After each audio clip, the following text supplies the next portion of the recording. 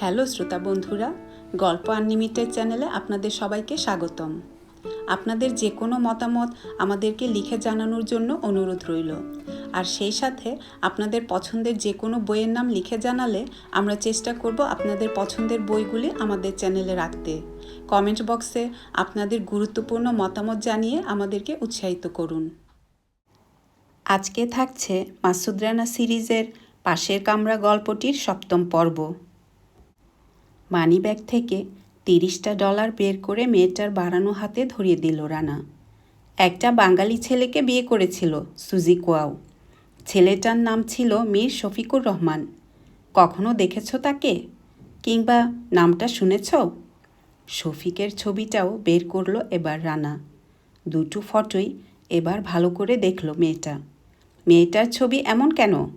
কেমন যেন মরা মরা লাগছে। হ্যাঁ, ওটা তার লাশের ছবি। আঁতকে উঠে হাত থেকে ফটোটা ফেলে দিল মেয়েটা। ইস, সর্বনাশ হয়ে গেল। মরা মানুষের ফটো দেখলে দিনটা খারাপ যায়। রানাকে পাশ কাটিয়ে এগুলো সে। না, ওদের কাউকে কখনো দেখিনি আমি। দরজা খুলে বেরিয়ে গেল সে। সময় ও টাকা দুটোই নষ্ট হলো, ভাবল রানা।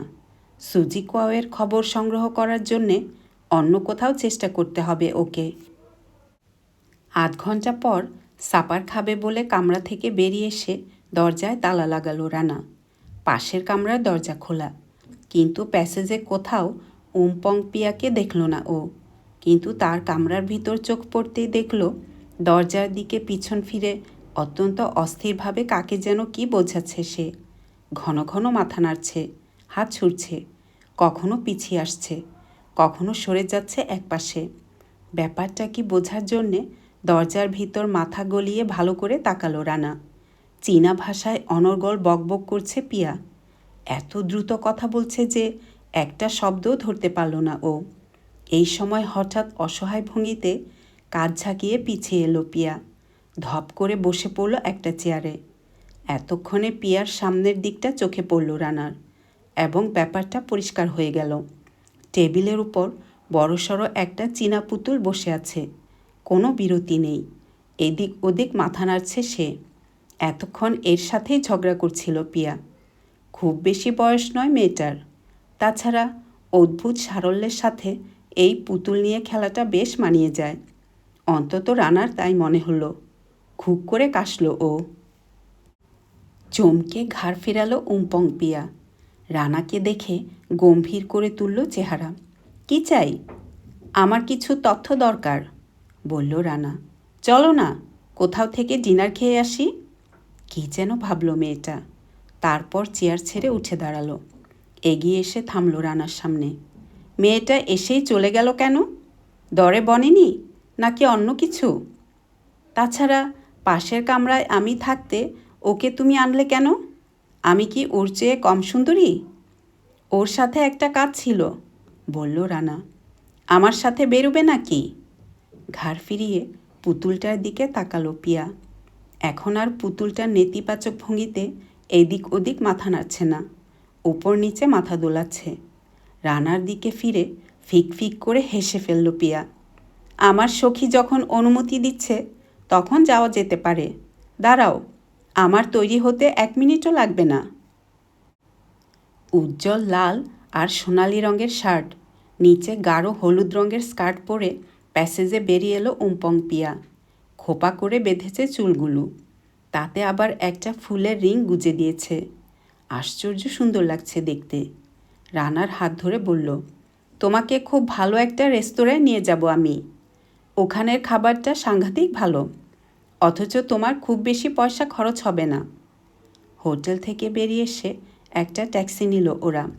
পিয়া বলল, ফেরি পার হয়ে কাউলুনে যাব আমরা, রেস্তোরাঁটা ওপারে। অনর্গল কথা বলতে পারে পিয়া, মুখ ব্যথা করে না, কিন্তু রানার সম্পর্কে তার তেমন কোনো কৌতূহল দেখা গেল না। সারাক্ষণ শুধু নিজের গল্পই করে গেল। ওর প্রতিটি সমস্যাই খুব হাস্যকর, কিন্তু হাসলে রেগে ওঠে। বেশিরভাগ সমস্যাই সখীকে নিয়ে, মানে সেই যান্ত্রিক পুতুলটাকে নিয়ে। খুব জরুরি কোনো কাজে হয়তো বেরোতে যাচ্ছে পিয়া, চাবি ঘুরিয়ে দম দিতে দেখা গেল। যা আশা করা গিয়েছিল ঠিক তার উল্টোটা করছে সে। মানে এদিক ওদিক মাথা নেড়ে বাইরে বেরোতে নিষেধ করছে পিয়াকে। তাছাড়া ছোট ভাইটির সাথে চিঠির মাধ্যমে কিভাবে পুরুদস্তুর ঝগড়াঝাটি চালিয়ে যাচ্ছে তারও বিস্তারিত বর্ণনা দিল পিয়া। ফেরি থেকে নেমে রানাকে বলল, নাথান রোড ধরে রেস্তোরাঁ পর্যন্ত চলো, আমরা হেঁটেই যাই। নাথান রোডে হাঁটার সুযোগ পেয়ে নতুন একটা অভিজ্ঞতা হলো রানার। সংখ্যায় এত বেশি আর এত বিচিত্র ধরনের নিয়ন সাইন দুনিয়ার আর কোথাও দেখেনি ও। সেই সাথে যানবাহন আর মানুষের ভিড়। আধ মাইল হাঁটতে প্রায় ঘন্টা দেড়েক লাগলো ওদের। অবশেষে পিয়ার প্রিয় রেস্তোরাঁয় পৌঁছল ওরা। ভিতরে ঢুকতেই ভারী একটা গমগমে আওয়াজ ঢুকলো কানে। সেই সাথে প্লেটের সাথে চামচের, গ্লাসের সাথে গ্লাসের টুংটাং শব্দ। অথচ কাউন্টারে বসে থাকা একজন কেরানি আর একজন রিসেপশনিস্টকে ছাড়া কাউকে দেখতে পেল না রানা। মাঝখানে সরু প্যাসেজ, দুধারে ছোট ছোট কেবিন। প্রাইভেসির এই ব্যবস্থা দেখে খুশি হলো ও। ওদের সামনে একজন ওয়েটার এসে দাঁড়ালো। পথ দেখিয়ে খালি একটা কেবিনের সামনে নিয়ে এলো ওদেরকে। ভিতরে ঢুকলো ওরা। কী খাবে জানতে চাইল রানা। হ্যাঁ, আমি অর্ডার দেব, দাঁড়াও একটু ভেবে নিই। কয়েক সেকেন্ড পর ওয়েটারের দিকে তাকালো ও। বলল, প্রথমে ভাজা চিংড়ি দাও, তারপর একটা স্যুপ। বেগার চিকেনটা খুব ভালো হয় তোমাদের এখানে, ওটা দিও। আপাতত এই দাও, খেতে খেতে ভাববো আর কি খাওয়া যায়। ওয়েটার বেরিয়ে যেতে নড়ে চড়ে আরাম করে বসল উমপং পিয়া। শার্টের গলার ভিতর দিয়ে হাত ঢুকিয়ে ঠিকঠাক করে নিল ব্রেসিয়ারটা। রানার চোখে চোখ রেখে হাসল মিষ্টি করে। সেই থেকে অনেক বকবক করেছি, এবার তোমার কথা বলো আমাকে। তুমি ইন্ডিয়ান? বাংলাদেশি, বলল রানা। কতদিন ধরে আছো তুমি এখানে, মানে কাউলুনে? বছর তিনেক তো হবেই। ক্যান্টন থেকে রিফিউজি হয়ে এসেছিলাম আমরা, প্রথমে ম্যাকাও, তারপর হংকং। হঠাৎ প্রসঙ্গ বদল করল পিয়া। তুমি বিয়ে করেছ? না। এই সময় চীনা মদ নিয়ে ফিরে এলো ওয়েটার। নিজের গ্লাসে চুমুক দিয়ে রানা বুঝল শুধু উষ্ণ নয়, মদটা সাংঘাতিক করা। আর চোখে পিয়ার দিকে তাকালো ও। ঢকঢক করে শেষ করে ফেলল নিজের গ্লাসটা। মুখের কোথাও একটা রেখাও পড়ল না। মৃদু গলায় বলল রানা, সুজি কোয়াও, সেও তোমার মতো একজন রিফিউজি, চিনো? সুজি কোয়াও? তার কথা তুমি জানলে কিভাবে? এর আগে হংকংয়ে এসেছো নাকি? অবাক হয়েছে পিয়া। চিনি বই কি, কেন বলো তো? বড় একটা প্লেটে সোনালি রঙের এক গাদা বড় সাইজের চিংড়ি নিয়ে কেবিনে ঢুকলো ওয়েটার। প্লেটের উপর প্রায় ঝাঁপিয়ে পড়ল পিয়া। কাঠি দিয়ে গাঁথল একটা চিংড়ি, সেটাকে ভিজিয়ে নিল সসে। তারপর গোটাটা পুরে দিল মুখের ভিতর। আমার দেশি এক ছেলের সাথে সুজির বিয়ে হয়েছিল, বলল রানা। পিয়ার দেখা দেখি কাঠি দিয়ে চিংড়ি গাঁথতে গিয়ে টেবিল ক্লথের উপর ফেলে দিল একটা মাছ। খিলখিল করে হেসে উঠল পিয়া। অপ্রতিভভাবে একটু হাসল ও। আবার কাঠি দিয়ে মাছটা তুলতে যাবে, ওর কবজি চেপে ধরল পিয়া। তারপর ডান হাতের আঙ্গুল দিয়ে মাছটা তুলে নিয়ে রানার মুখের সামনে ধরল। মুখ খুলল রানা। ভিতরে ঢুকিয়ে দিল সেটা পিয়া। মাছ চিবাতে চিবাতে জানতে চাইল রানা, ছেলেটার নাম মীর শফিকুর রহমান, তাকেও কি চিনতে? দেখেছ কখনো? কাঠি দিয়ে টপাটপ মুখে মাছ ভরছে পিয়া। ফোলা গাল নেড়ে বলল, ক্যান্টন থেকে আমি আর সুজি কোয়াও তো একসাথেই পালিয়ে আসি। হ্যাঁ, বড় করে ঘাড় কাত করল সে। ওর স্বামীকেও আমি দেখেছি, কিন্তু সুজির কপালে সুখ নেই, বেচারি এই বয়সেই বিধবা হয়ে গেল। ফ্রাইড রাইস এলো, ভাজা ডিম, গরুর মাংসের টুকরো, ভাজা চিংড়ি ইত্যাদি মিশানো। এমন সুগন্ধ ছুটল যে জিভে পানি এসে গেল রানার। কিন্তু ফ্রাইড রাইস কাঠি দিয়ে মুখে পুঁতে গিয়ে টেবিলের উপর সেগুলো শুধু ছড়ালই ও, মুখে তুলতে পারল না। আবার হেসে উঠল পিয়া। বলল, তুমি তো শুধু কসরত করছো, দরকার নেই কাঠি, হাত দিয়ে না হয় চামচ দিয়ে খাও। সুজিকে নিয়ে শফিক কি এই হোটেলেই থাকতো? অগত্যা চামচ ব্যবহার করছে রানা। মাথা ঝাঁকালো পিয়া। হ্যাঁ, আমার ডান পাশের কামরায়। মাস তিনেক ছিল শফিক, তারপর তো সে চলে যায়। চলে যায়? কোথায়? স্যুপ নিয়ে কেবিনে ঢুকলো ওয়েটার। সে বেরিয়ে যেতে পিয়া বলল, শফিক তো সুজিকে বিয়ে করেছিল অভাবে পড়ে, ওর রোজগারে ভাগ বসাবার জন্যে। নিজে যখন আয়ের ভালো রাস্তা করতে পারল, সুজিকে তখন আর দরকার ছিল না ওর। ও, সুজি বুঝি ভালো রোজগার করত? কি করত সে? কি আবার? আমার মতোই, পুরুষদের মনোরঞ্জনের স্বাধীন ব্যবসা করত। চাপা ক্ষোভ প্রকাশ পেল গলার সুরে। কেবিনের বাইরে পর্দার ফাঁক দিয়ে ওয়েটারকে দেখতে পেল রানা, হাতে একটা মাদুর। ভিতরে ঢুকে খুব ঘটা করে টেবিলের পাশে মেঝের উপর বিছালো সেটা। এবার কেবিনে ঢুকলো কিশোর একটা চীনা ছেলে, হাতে বিরাট একটা পাত্র, তাতে প্রকাণ্ড ওট পাখির ডিমের মতো কি যেন রয়েছে। আনন্দে উত্তেজনায় চেয়ার ছেড়ে উঠে দাঁড়ালো উমপং পিয়া। রানাকে জ্ঞানদান শুরু করে দিল। প্রথমে নানা রকম মশলা মাখিয়ে পদ্মপাতা দিয়ে জড়ানো হয় মুরগিকে, তারপর সেটার চারিদিকে মাটি লেপা হয়। মাটির মোড়কটাকে একটানা 5 ঘন্টা ধরে আগুনে পোড়ানো হয়। হাত দিয়ে দেখো না, আগুনে পুড়ে কেমন শক্ত পাথর হয়ে গেছে মাটির আবরণ। এতক্ষণে বুঝল রানা, ওটা ডিম নয়, মুরগি। হাতুড়ি দিয়ে কয়েকটা বাড়ি দিয়ে শক্ত মাটির আবরণ ভাঙল কিশোর ছেলেটা। ভিতর থেকে এবার যা বেরুলো তার যেমন সুগন্ধ, তেমনি চোখ জোড়ানো রং। এ জিনিস যে সুস্বাদু হবে তাতে আর সন্দেহ কী। পদ্মপাতার আবরণ সরিয়ে ওয়েটারের হাতে ধরা পাত্রে মাংসটা রাখল কিশোর। মুরগিটা চমৎকার তৈরি হয়েছে। পাত্রে রাখা মাত্র হাড় থেকে খসে পড়ল মাংস। অত্যন্ত যত্নের সাথে চামচ দিয়ে ওদের দুজনের প্লেটে মাংস তুলে দিল ওয়েটার। আবার আলোর ঝলকানির মতো হয়ে উঠল পিয়ার হাতের কাঠিগুলো। কোনো বিরতি ছাড়া গোগ্রাসে খাচ্ছে সে। তারপর রানাকে অবাক হয়ে তাকিয়ে থাকতে দেখে লজ্জা পেয়ে হাসল একটু। বলল, এর নাম বেগার চিকেন। কেমন লাগছে বলছো না যে? সত্যি কথাটাই বলল রানা। চমৎকার, এত ভালো মাংস আর কোথাও খাইনি। খাওয়া শেষ না হওয়া পর্যন্ত অপেক্ষা করল রানা। সিগারেট ধরালো, তারপর বলল, এবার? কবজিতে বাঁধা ঘড়ি দেখে পিয়া বলল, আই বাপ, 10টা, চলো হোটেলে ফিরে যাই। রানার চোখে চোখ রেখে ফিক করে হাসল সে। এই রকম ভালো খাওয়া দাওয়ার পর তোমার সাথে শুতে আমার ভালোই লাগবে। 10টা আবার রাত নাকি? এক মুখ ধোয়া ছেড়ে বলল রানা। সারাটা রাতই তো পড়ে রয়েছে আমাদের সামনে। তুমি বরং সুজি আর শফিকের গল্প শোনাও। তুমি তখন বললে বিয়ের 3 মাস পর রোজগার শুরু করে শফিক। কি করতো সে? চেহারায় স্পষ্ট বিরক্তির চিহ্ন ফুটে উঠলেও শান্তভাবে বলল পিয়া, তা আমাকে কোনো দিন বলেনি সুজি। চলে গেল মানে কি? একেবারে ছাড়াছাড়ি হয়ে গিয়েছিল ওদের? না, মাঝে মাঝে ফিরে আসতেও দেখেছি। রাত কাটিয়ে আবার চলে যেত। মুখের চেহারায় ঘৃণা ফুটে উঠল প্রিয়ার। তোমার দেশি লোক ছিল শফিক, কিছু মনে করো না।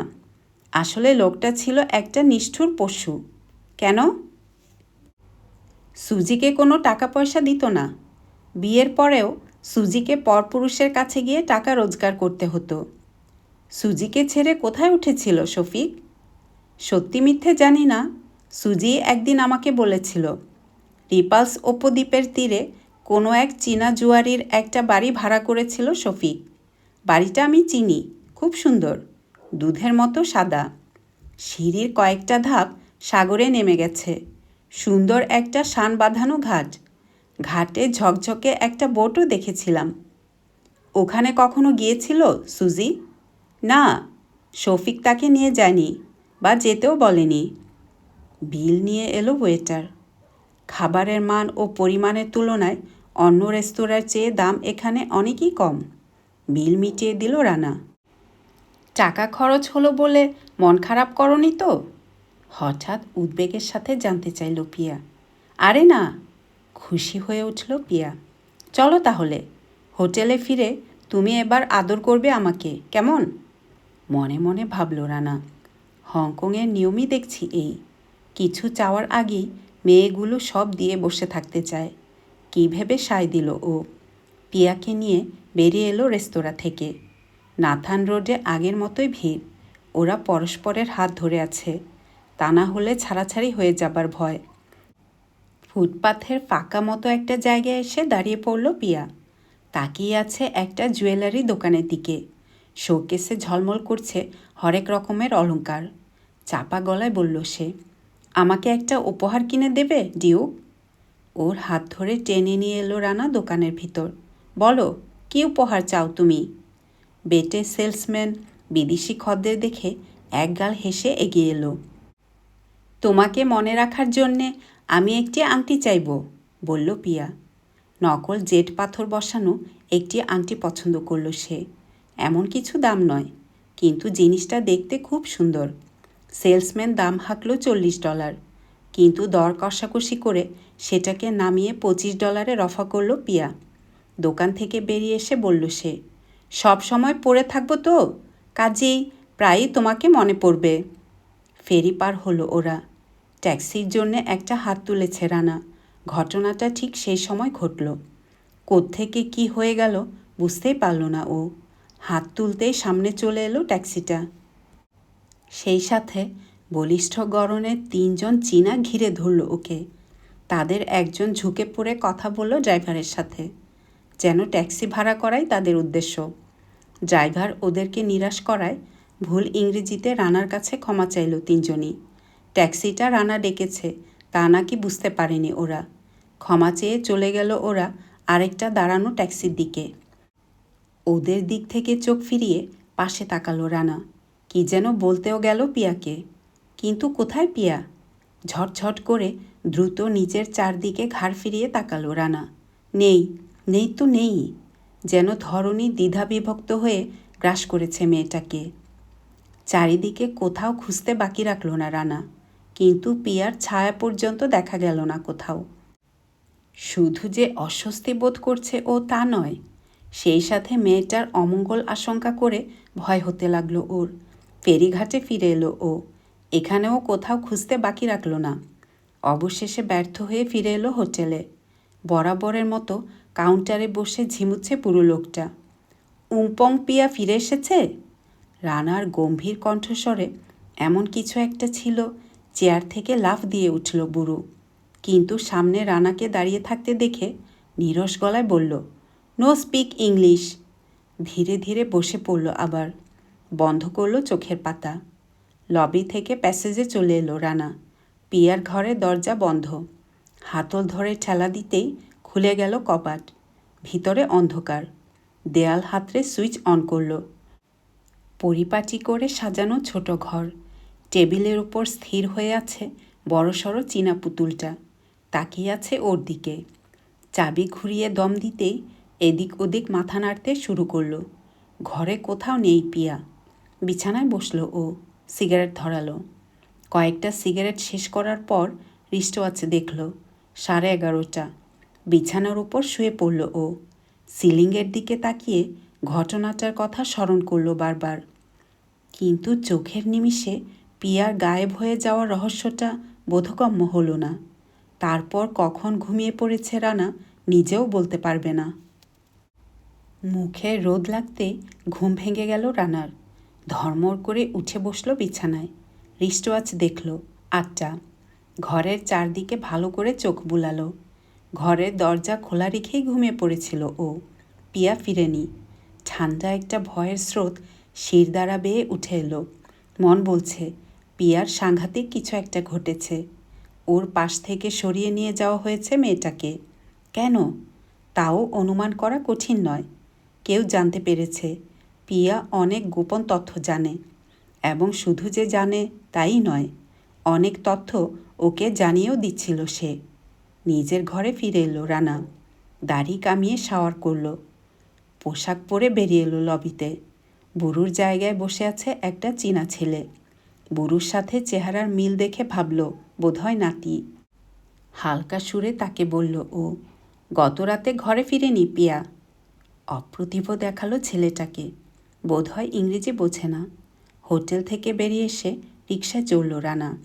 Police headquarter. রানাকে দেখেই চিফ ইন্সপেক্টর জেসন নিজের চেয়ার ছেড়ে খানিকটা উঠে হাত বাড়িয়ে দিল হ্যান্ডশেক করার জন্যে। আসুন আসুন মিস্টার ডিউক, সেদিন আমার উপর রাগ করেছিলেন আপনি, তাই না?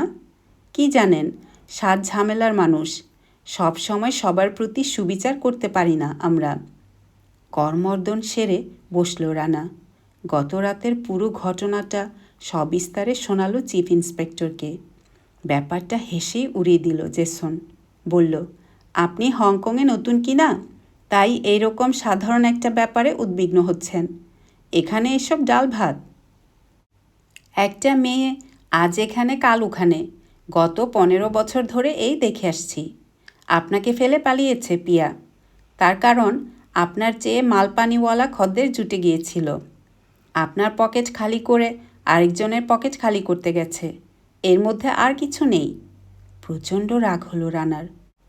ইচ্ছে হলো পেপার ওয়েট ঠুকে লোকটার মাথা ফাটিয়ে দেখে ভিতরে কতটা কী আছে, কিন্তু নিজেকে সামলে নিয়ে শান্তভাবে বলল, আপনি ব্যাপারটা ধরতে পারছেন না। আমি একটা খুনের তদন্ত করছি। আমাকে কিছু তথ্য দিচ্ছিল পিয়া, এই সময় অদৃশ্য হয়ে যায় সে। আপনি আমাকে হাসালেন দেখছি, সহাস্যেই বলল জেসন। খুনটা হয়েছে ঢাকায়। এখানকার পিয়া আপনাকে সে ব্যাপারে কি খবর দিতে পারে? বলছি, বিয়ের 3 মাস পর হঠাৎ করে ভালো রোজগারের একটা পথ পেয়ে যায় শফিক। এটা একটা গুরুত্বপূর্ণ তথ্য। রোজগার শুরু করে সুজিকে ফেলে রেখে চলে যায় সে। রিপালস উপদ্বীপের ধারে বড় একটা বাড়ি ভাড়া নিয়েছিল। আপনি তো সাহেব আজব মানুষ, বিরক্ত দেখালো চিফ ইন্সপেক্টরকে। একটা কলগার্ল কী বলল না বলল আপনি তাই বিশ্বাস করে বসে আছেন। অনেক কষ্টে নিজেকে শান্ত রাখল রানা। রিপালস উপদ্বীপে বসবাস করে এমন কোনো বাঙালিকে জানেন আপনি? বেশ কিছু বাঙালি আছে ওদিকে, তাতে কি? শফিক ওখানে ছিল কি না খবর নেবেন? শফিক ওখানে ছিল বলে মনে হয় না, বলল জেসন। থাকলে আমি খবর পেতাম। তাছাড়া ওদিকে বাড়ি ভাড়া নেওয়া সহজ কথা নয়, মেলা ভাড়া। অত টাকা পাবে কোথায় সে? তাহলে আপনি বলতে চান মেয়েটা আমাকে মিথ্যে তথ্য দিয়েছে? তার বলতে, ওদের কাজই তো এই, এক গাদা মিথ্যে কথা বলে আপনাদের মতো খদ্দেরদের পকেট খালি করা। রাগে কাঁপতে কাঁপতে পুলিশ হেডকোয়ার্টার থেকে বেরিয়ে এলো রানা। ট্যাক্সি নিয়ে সোজা ফিরে এলো হোটেলে। লবিতে ঢুকে দেখল কাউন্টারে বসে আছে ছেলেটা নয়, বুড়োটা। কয়েকটা কথা বলা দরকার ওর সাথে, কিন্তু ইংরেজি বোঝে না, তাই একজন দোভাষীর কথা মনে হলো রানার। এয়ারপোর্ট থেকে বেরিয়েই যে গাইড লোকটার সাথে পরিচয় হয়েছিল, ওয়াম পিং হো, তার কথা মনে পড়ে গেল। সবে সকাল, আর একটু পর তার সাথে যোগাযোগ করবে ভেবে নিজের ঘরে ফিরে এলো রানা। পোশাক পরেই শুয়ে পড়ল বিছানায়। ঘণ্টাখানেক পর টোকা পড়ল দরজায়। হোটেলের একজন বয় ইঙ্গিতে জানালো ফোনে কেউ ডাকছে রানাকে। তাড়াতাড়ি লবিতে চলে এলো রানা। কাউন্টারে বসে লম্বা একটা অঙ্ক কষছে বুড়ো লোকটা। চোখাচোখি হতে একটু হাসল রানা। রিসিভার তুলে বলল, হ্যালো। অপর প্রান্ত থেকে চিফ ইন্সপেক্টর জ্যাসনের গলা পাওয়া গেল। একটু আগে যে মেয়েটার কথা বলে গেলেন, কি যেন নাম তার? অমঙ্গল আশঙ্কা করে বুকটা কেঁপে গেল রানার। উমপং পিয়া। কেন? জেট পাথরের একটা আংটি কিনে দিয়েছিলেন তাকে? তখন সে কথাই তো বলে গেলেন, তাই না? সারা শরীরের পেশি টান টান হয়ে উঠল রানার। হ্যাঁ, নকল জেট বসানো আংটি। ওর কোনো খবর পেয়েছেন? ট্যাক্সি নিয়ে এক্ষুনি চ্যাথাম রোডের পুলিশ স্টেশনে চলে যান মিস্টার ডিউক। ও ও কি কি বলছেন? হ্যাঁ মিস্টার ডিউক, একটা মেয়ের লাশ পেয়েছি আমরা। তাড়াতাড়ি চলে যান, দেখুন যদি শনাক্ত করতে পারেন। ওখানে সার্জেন্ট কট আছে, তার সাথে দেখা করবেন। 40 মিনিট পর চ্যাথাম রোডের পুলিশ স্টেশনে দেখা গেল রানাকে। সার্জেন্ট কট বেশ খাতির করে বসালো ওকে। বলল, লাশ দেখে শনাক্ত করার কিছু নেই, আপনাকে শুধু একটা হাত দেখাতে পারবো আমরা। রাত 2টোয় প্রণালী থেকে পাওয়া গেছে লাশটা। ওখান থেকে রোজই 2-1টা লাশ উদ্ধার করতে হয় আমাদের। এই চীনাদের নিয়ে ভারী মুশকিল, বুঝলেন? আত্মহত্যা আর খুন করতে এদের জুড়ি নেই। মর্গে নিয়ে আসা হলো রানাকে। সারি সারি টেবিলের উপর চাদর ঢাকা লাশ পড়ে আছে। একটা চাদরের কোণ একটু সরিয়ে সার্জেন্ট কট ভিতর থেকে লাশের বাঁ হাতটা বের করল। অনামিকায় রয়েছে জেট পাথরের আংটিটা। দেখেই চিনল রানা। সাথে সাথে রাগ, ক্ষোভ আর দুঃখ মিশ্রিত অনুভূতিতে স্তব্ধ পাথর হয়ে গেল ও। ঝাড়া 1 মিনিট কথা বলতে পারল না। ইতিমধ্যে 2 বার জিজ্ঞেস করা হয়ে গেছে সার্জেন্টের, আংটিটা চিনতে পেরেছেন কি? সামনের দিকে ঝুঁকে চাদরটা ধরল রানা। সামান্য একটু তুলে ভিতরের লাশটা ভালো করে দেখল। অনুশোচনা হলো পর মুহূর্তেই। না দেখলেই ছিল ভালো। উমপং পিয়ার শরীরের 1 ইঞ্চি জায়গাও অক্ষত নেই। হ্যাঁ, ফিসফিস করে বলল ও, এই আংটিই কিনে দিয়েছিলাম পিয়াকে। ধন্যবাদ, স্বস্তির নিঃশ্বাস ফেলে বলল সার্জেন্ট। আপনি আমাকে বাঁচালেন মিস্টার ডিউক। সকালে শুধু ডিম আর বেকন খেয়েছি। আপনি শনাক্ত করতে পেরেছেন, তার মানে ফালতু ছুটোছুটির হাত থেকে বেঁচে গেলাম। মোটা নাস্তা নিয়ে এখন অপেক্ষা করছে বউ। চলুন, যাবার পথে আপনাকে ফেরি পর্যন্ত পৌঁছে দিই। না, তার দরকার হবে না, বলল রানা। আমি নিজেই ফিরব। ওর মাথায় তখন উমপং পিয়ার স্মৃতি ঝকঝকে ছবির মতো ফুটে উঠেছে। মাত্র 2 দিনের পরিচয়, অথচ মনে হচ্ছে প্রিয় ও প্রয়োজনীয় একজনকে হারিয়েছে সে। বিষণ্ণ মনে পুলিশ স্টেশন থেকে বেরিয়ে এলো ও। ফেরিঘাটে পৌঁছে দেখল আরেকজন সার্জেন্ট জিপ নিয়ে ওর জন্যে অপেক্ষা করছে। নাম বলল নিকলসন। জিপ হাঁকিয়ে সোজা হোটেল কসমোপলিটনে নিয়ে এলো রানাকে। ক্যান্টোনিজ ভাষায় কিছু বলতে কাউন্টারে বসা বুড়ো পিয়ার কামরার চাবি তুলে দিল সার্জেন্টের হাতে। দুর্বোধ্য ভাষায় আরও কিছু কথা বলল সার্জেন্ট। উত্তরে বুড়ো শুধু প্রতিবাদের ভঙ্গিতে মাথা নাড়ল। রানাকে নিয়ে পিয়ার ঘরে চলে এলো সার্জেন্ট নিকলসন। লোকটা যে কি খুঁজছে বুঝতেই পারল না রানা। দেয়াল, আলমিরা, বাক্স, সুটকেস সবগুলো তন্ন তন্ন করে খুঁজল সে, কিন্তু কিছুই পেল না। তবু দমল না। বিছানার তোষক খাট থেকে নামিয়ে ফেলল মেঝেতে। যা খুঁজছিল এবার পেয়ে গেল সেটা। তোষকের নিচেই ছিল, খাটের গায়ে অনেক দিনের পুরানো একটা খোপের ভিতর কাগজের 3টে ছোট মোড়ক। মোড়ক খুলে নাকের সামনে ধরল সার্জেন্ট। ঘ্রাণ নিল। তারপর সব জানতার মতো মাথা নেড়ে বলল, যা ভেবেছিলাম। কি ওগুলো? হেরোইন। উমপং পিয়া হেরোইন এডিক্ট ছিল। আমার বিশ্বাস হয় না, বলল রানা। জানি, হেরোইন পাওয়ায় আপনারা নিজেদের মন গড়া থিওরি আরও জোরে আঁকড়ে ধরে বলবেন পিয়া আত্মহত্যা করেছে, কিন্তু আমি জানি মেয়েটা আত্মহত্যা করেনি, ওকে খুন করা হয়েছে। এই হেরোইন একটা ষড়যন্ত্রের অংশ। আপনাদের ভুল পথে সরিয়ে নেয়ার জন্যে কেউ রেখে গেছে এখানে। চিফ ইন্সপেক্টর বলছিলেন বটে, আপনি নাকি একজন প্রাইভেট ইনভেস্টিগেটর। চোখে মুখে রাজ্যের কৌতুক ফুটিয়ে বলল সার্জেন্ট নিকলসন। কি জানেন মিস্টার ডিও, শার্লক হোমসের সাথে আমারও এক আধটু পরিচয় আছে, কিন্তু সে তো কল্পকাহিনী। আমরা বাস্তব ঘটনা নিয়ে মাথা ঘামাই। এখানে বইয়ে পড়া বিদ্যে দিয়ে সুবিধে করা যাবে না। রেগে উঠতে গিয়ে হঠাৎ বুঝল রানা, এই লোকের সাথে তর্ক করতে যাওয়া বোকামি। বলল, তা ঠিক, তবু কৌতূহল থেকে জানতে ইচ্ছে করছে। কেন মনে করছেন খুন হয়েছে মেয়েটা? আমি আপনার প্রাইভেট টিউটর নই, শান্ত গলায় বলল রানা। আরও কিছুদিন হংকংয়ে আছি আমি, দরকার হলে দেখা করবেন। বলে আর দাঁড়ালো না ও। প্যাসেজে বেরিয়ে এসে নিজের ঘরে ঢুকল। ধরাম করে বন্ধ করে দিল দরজা। অধ্যায় 7।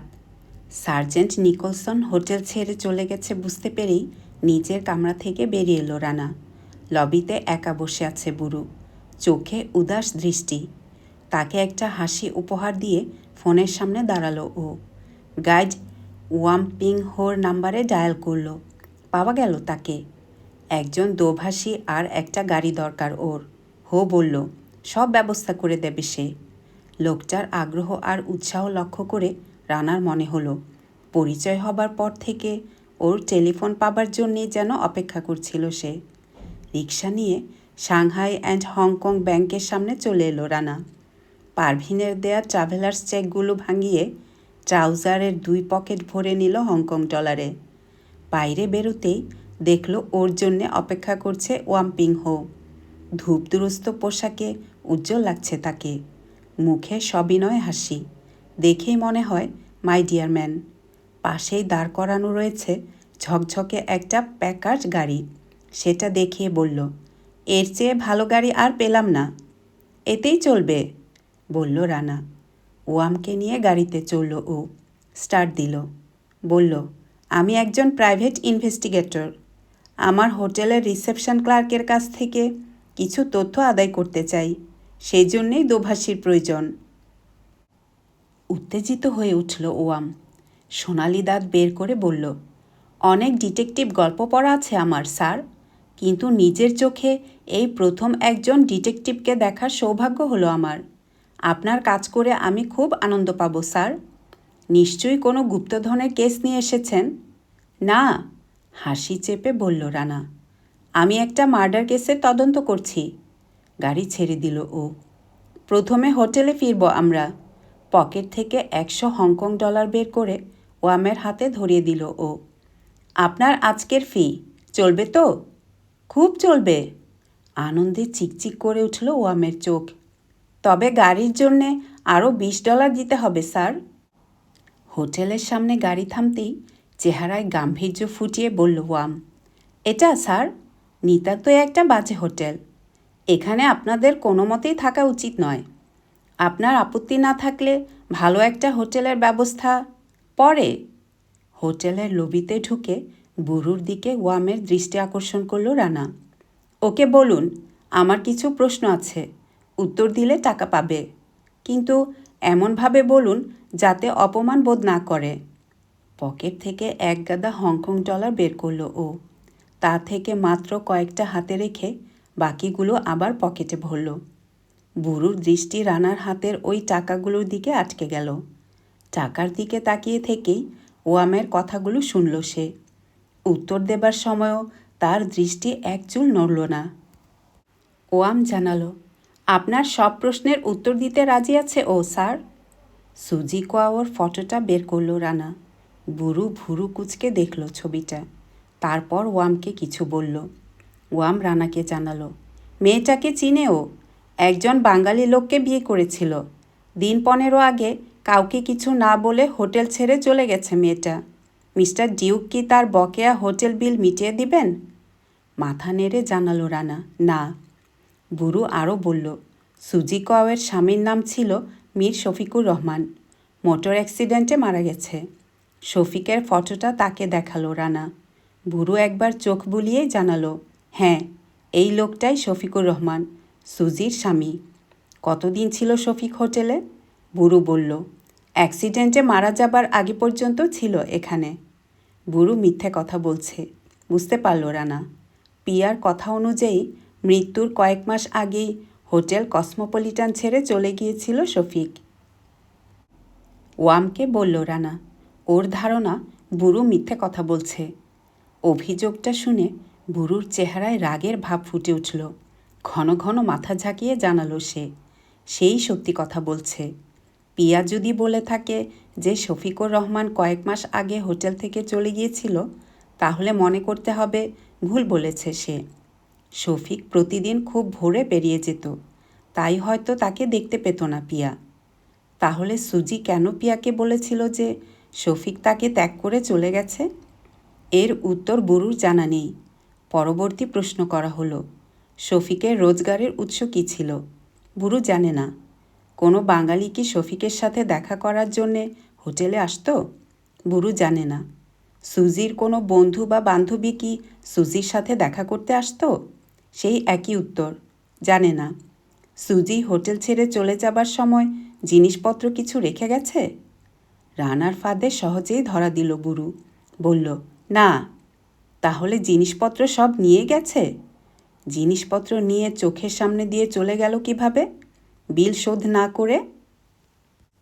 ওয়ামের চোটপাট দেখে ঘাবড়ে গেল বুড়ো। শেষ পর্যন্ত স্বীকার গেল সে, একটা সুটকেস রেখে গেছে সুজি। কোথায় সেটা? পিয়ার ডান পাশের ঘরে থাকতো সুজি, সেখানেই আছে। তক্ষুনি পিয়ার পাশের কামরায় চলে এলো ওরা। খাটের তলায় ঢুকে সস্তা দরের একটা লেদার স্যুটকেস বের করে আনলো বুড়ু। ওদের দুজনকে ঘর থেকে বেরিয়ে যেতে বলে দরজা বন্ধ করে দিল রানা। কম দামি তালা, সেটা ভেঙে স্যুটকেস খুলতে কোনো অসুবিধেই হলো না। ভিতরে দেখা গেল কিছু কাপড় চোপড় আর টুকিটাকি জিনিস। স্যুটকেসের একেবারে নিচে একটা কাগজের তলা থেকে বেরোলো সাদা রঙের বড় একটা এনভেলাপ। ভিতরে একটা ফটোগ্রাফ দেখা গেল। বের করলো ও, মীর শফিকুর রহমানের ফটো। পারভীন শফিকের যে ছবিটা দিয়েছিল ওকে, সেটারই আরেকটা কপি এটা। ফটোর নিচে আঁকাবাঁকা হরফে লেখা, আমার স্ত্রী সুজি কোয়াওকে। চোয়াল ভাঙা কদর্য চেহারাটার দিকে তাকিয়ে থাকলো রানা। চিন্তার রেখা ফুটে উঠল কপালে। একটা সিগারেট ধরিয়ে বিছানার উপর বসল ও। পারভীন ও সুজি কোয়াও দুজনেই শফিকের একই ফটো পেল কীভাবে? আশ্চর্য একটা ব্যাপার, তাই না? শফিক দুজনকে একই ফটো দিয়েছিল, হয়তো তাই। কিন্তু পর মুহূর্তে একটা প্রশ্ন দেখা দিল। আজকের পর্বটি এখানেই শেষ হলো। প্রিয় শ্রোতা বন্ধুরা, চ্যানেলটিতে সাবস্ক্রাইব করে আমাদের সাথেই থাকুন। আর গল্পগুলি ভালো লাগলে লাইক এবং শেয়ার করুন। সবার জন্য মঙ্গল কামনা করে আজকে এখানেই শেষ করছি। আল্লাহ হাফেজ।